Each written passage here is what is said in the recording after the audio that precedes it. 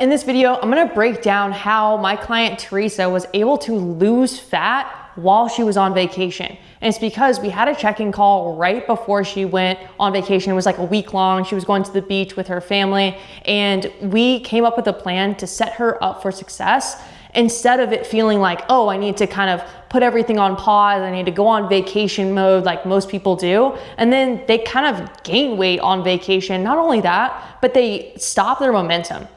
Whenever someone has momentum or they're losing body fat, they're going to the gym often, they're in a good mindset around food, and then they go on vacation and they just binge eat for 5 to 7 days, obviously that stops all this awesome momentum that we want to make sure that we keep. Even if it slows down, we want it to keep moving forward. And so this is a little bit about the plan that we set out right before she left on vacation, so that she was set up for success and didn't feel like she needed to just put her goals on pause and what we were doing on pause while still enjoying herself and not being that person on vacation that's like not eating with everybody or, you know, bringing their Tupperware to the restaurant or anything like that. She was able to still enjoy herself, still eat food that she doesn't normally eat while still losing body fat. Like, she literally lost weight on vacation. So I wanted to kind of break some things down about that plan. And really the biggest thing was, instead of saying, hey, we're gonna go on this vacation and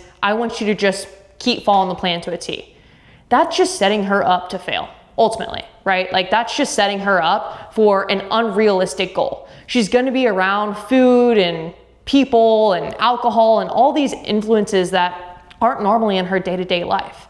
And so to expect things to just be the same is like a little bit silly. And so we wanna make sure that she's set up for success and not feeling like, oh, like day one, I've already failed, and so screw it, I'm just gonna binge eat the rest of the time. Like, that's kind of the worst case scenario. So how do we set her up so that she can enjoy vacation, but still have structure?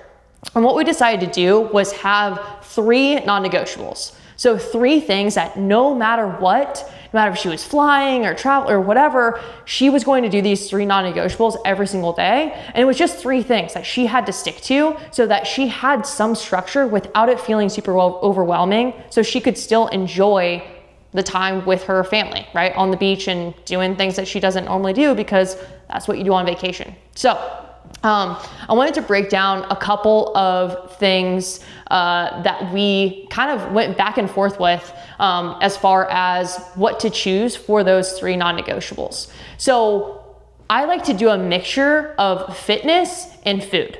So for food, some of the examples can be protein, right? Making sure you're getting your protein in at every single meal. Even if the other stuff is all wacky, at least we're getting our protein in every single meal. Or veggies. So one of our 3 was getting 2 fist-sized servings of veggies every single day, no matter what. That's gonna help her feel a lot more full throughout the day. Yes, of course, do all the things like micronutrients, vitamins, minerals, like yes, all that stuff, but it's gonna help her feel a lot more full and reduce her cravings that she's gonna have otherwise. So protein, veggies, and then on the fitness side of things, or the movement side of things, we made sure that she got at least 8,000 steps per day. That way she was still spending a good amount of calories just moving around, even though she wasn't doing her regular workouts, right? Like, she normally does CrossFit 4 to 5 days a week. Even though she's not doing those CrossFit workouts, she's still getting some type of movement in, and she's still burning quite a bit of calories if she's getting 8,000 steps. Did she have to prioritize a little bit? Maybe plan it a little bit? Absolutely. So there was some structure, right? It wasn't a total free-for-all, but it was some structure without it feeling super overwhelming for her, and like she just needed to just throw her hands up, right? Because that's really the last thing you want to do as far as making sure that it's a realistic plan when you go on vacation, and not feeling like, oh, well, I just expect things to just be the same. It's like, well, they're not, right? Like, you're on vacation. That's like kind of the whole point of vacation, or else it would just be your life. It wouldn't be vacation. So these are the 3 specifically that we use. So these are the things that she stuck to the whole time when she was on her week of vacation.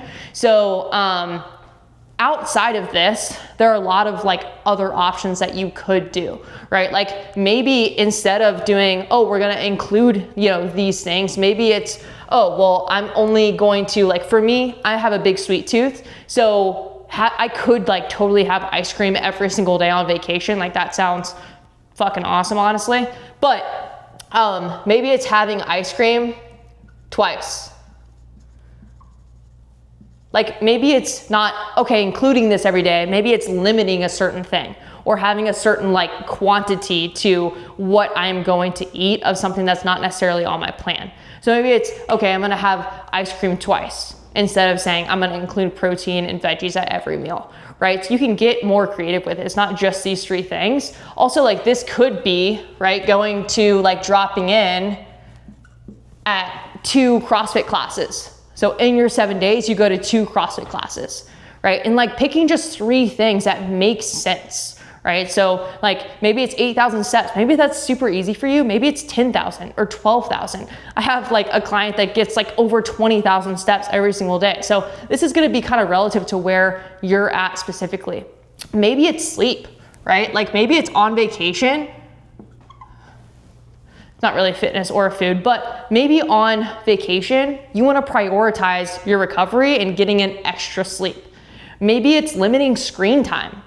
Maybe it's, hey, I'm only gonna allow 1 hour of screen time on your phone every day. Maybe like that is an appropriate one of your 3 because you feel like that's something that you really need on vacation. It's just been really crazy with work, you've been on your phone a lot, whatever it might be, like maybe this makes the most sense for you. So like there are ways that you can have structure. Like this is kind of the point of this video is that I want to drill home that there are ways to have structure while you're on vacation or you're on a trip or whatever. Like my wedding is coming up, and so I'm definitely gonna be picking 3 things because I know that it's not gonna be exactly like my day-to-day eating plan and workout plan. And so like one, I always tell every person that I go through this with and we pick our 3 things and we establish our non-negotiables. Number 1, before we even go to this, is like, make sure you just have some grace with yourself and understand that it's not gonna be perfect, and that's okay, right? Like it's okay that it's not perfect. And like we can't expect it to be just like we are at home when we're not at home. We're on the beach and like everyone's bringing a cooler of beer at 10 o'clock in the morning or whatever. Like it's not going to be the same, and that's okay. We need to, give ourselves some grace with that, but also accompany that grace with 3 non-negotiables that no matter what you're sticking to. And then outside of those 3, go crazy. That's the enjoy your vacation part, right? Like that's the doing things that you should be doing on vacation. That's the eating things that you don't normally eat, that don't necessarily fall along with your plan. And that's all well and good, but having these 3, I found for myself and definitely for the clients that I'm working with, that this gives them a good amount of structure, and it also allows them to enjoy themselves without feeling guilty because they have a little bit of structure, right? It's not they're just like, woo, whatever, like I'm doing whatever the fuck I want. Like they have some structure, it's just not overwhelming. And the same structure or plan, workout and food-wise, that we have whenever it's just their normal week. So have some grace with yourself. Practice these 3 non-negotiables next time you go on vacation or go on some trip. I think that it's been super helpful for me. It's been super helpful for my clients to stay on track. And then also with that, you come back, and because your momentum didn't come to a complete halt while you're on vacation, then it's so much easier to get back into the groove of things once you get back home too. Like if someone goes on vacation, they just binge eat, absolute shit for 7 days, they're gonna come back and like the gym's gonna feel awful. They're definitely not gonna wanna eat like the healthy food that they know they're supposed to and get back on plan. It's gonna be way harder to get back in the groove of normal things if you just binge eat and like veg out, don't do anything, don't do any steps or anything like that for 7 days or however long your vacation is. So this is just a really happy medium that gets the best of both worlds, enjoying the vacay and also like keeping that momentum going, even if it's a little bit slower than normal weeks. So hopefully you've gotten some value out of this and maybe can practice it on your next vacation, and I'll see you in the next video.